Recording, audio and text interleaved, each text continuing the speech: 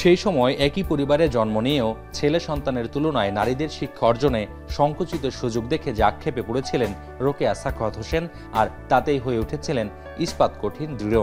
এভাবেই তার চিন্তার ক্ষুরধার একদিকে যেমন অবরোধ বাসিনীদের হৃদয়ে রোপণ করে দিয়েছে স্বাধীনতার বীজ, তেমনি নারীদের দিয়েছে চিন্তার মুক্ত আকাশে উড়ে বেড়াবার অপার স্বপ্ন। রংপুরের মিঠাপুকুরের পায়রাবন্দের নিভৃত গ্রামে জন্ম নেয়া বেগম রোকেয়া ইতিহাসে যতটা অনন্য, তার স্মৃতি রক্ষায় যেন ঠিক ততটাই উদাসীনতার পরিচয় দিয়েছে রাষ্ট্র। পৈতৃক ভিটাতে তো বটেই, তার নামে প্রতিষ্ঠিত রংপুর বিভাগের একমাত্র পূর্ণাঙ্গ পাবলিক বিশ্ববিদ্যালয়টিতেও রোকেয়ার স্মৃতি যেন ডুমুরের ফুল। বেগম রোকেয়ার যে অবদান আমাদের পড়াশোনায়, বিশেষ করে নারীদের পড়াশোনার যে অবদান, এটা তো মনে হয় না যে আমার উঠে এসেছে। আমাদের পাঠ্যক্রমে আসলে ওনার অবদানটা আরও বেশি উঠে আসা উচিত ছিল।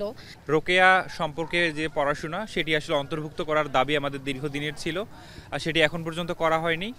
আমরা রোকেয়া ইনস্টিটিউট খোলার কথা ছিল, সেটিও এখনো করা হয়নি। রোকেয়ার জন্য একটা স্মৃতিফলক রাখার কথা ছিল, সেটাও এখনো হয়নি। আমরা যেমন বঙ্গবন্ধু মুরাল আমরা দেখতে পেয়েছি, এখানে বেগম রোকেয়ার কোনো মুরাল আমাদের চোখে পড়েনি। আমরা বেগম রোকেয়ার যে ভিটা আছে, তো ওখানে যদি আমরা একটা গবেষণা কেন্দ্রের সুযোগ পেতাম, তাহলে অবশ্যই আমরা আরো ভালোভাবে অনেক কিছু জানতে পারতাম।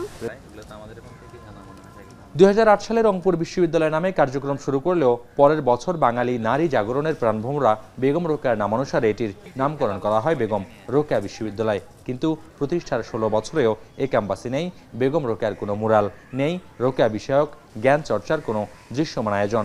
বেগম রোকেয়ার মতো ইতিহাসের অবিচ্ছেদ্য অংশকে কেবল নামেই সীমাবদ্ধ রাখার যে হেয়ালি, তাকে এক প্রকার অবমূল্যায়নও বলছেন সচেতন মহল।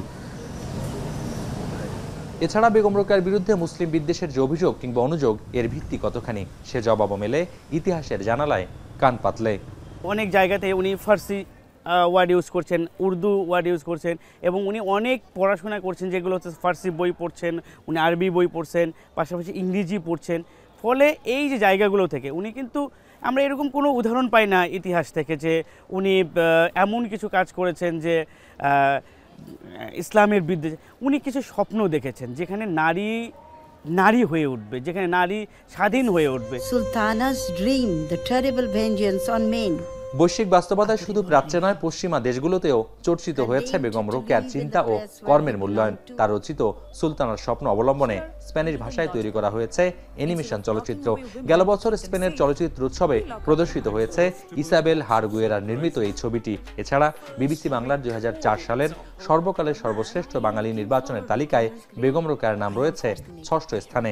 সেখানে রোকেয়া বিশ্ববিদ্যালয়ে কেন এমন অবমূল্যায়ন?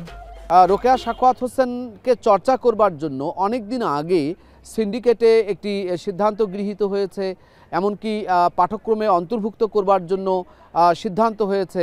সেটিও যদি বাস্তবায়ন করা যায়, তাহলে এই বিশ্ববিদ্যালয়ে, যার নামে বিশ্ববিদ্যালয়, সেই নামাঙ্কিত বিশ্ববিদ্যালয়ের শিক্ষার্থীরা রোকেয়া সাখাওয়াত হোসেনকে জানবে, বুঝবে, চর্চা করবে।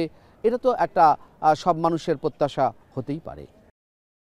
এমন বাস্তবতায় নিজ ভূমেই যেন পরবাসী হয়ে আরও একটি জন্ম ও মৃত্যু দিবস কাটছে নারী জাগরণের অগ্রদূত বেগম রোকেয়া সাখাওয়াত হোসেনের। জাতির জন্য যার এত অবদান, ইতিহাসের খরচা খাতায় সে ঋণ কি কভু শোধ হবে? আর সে প্রশ্ন থেকেই যায়। মোকাররম হোসাইন, এখন রংপুর।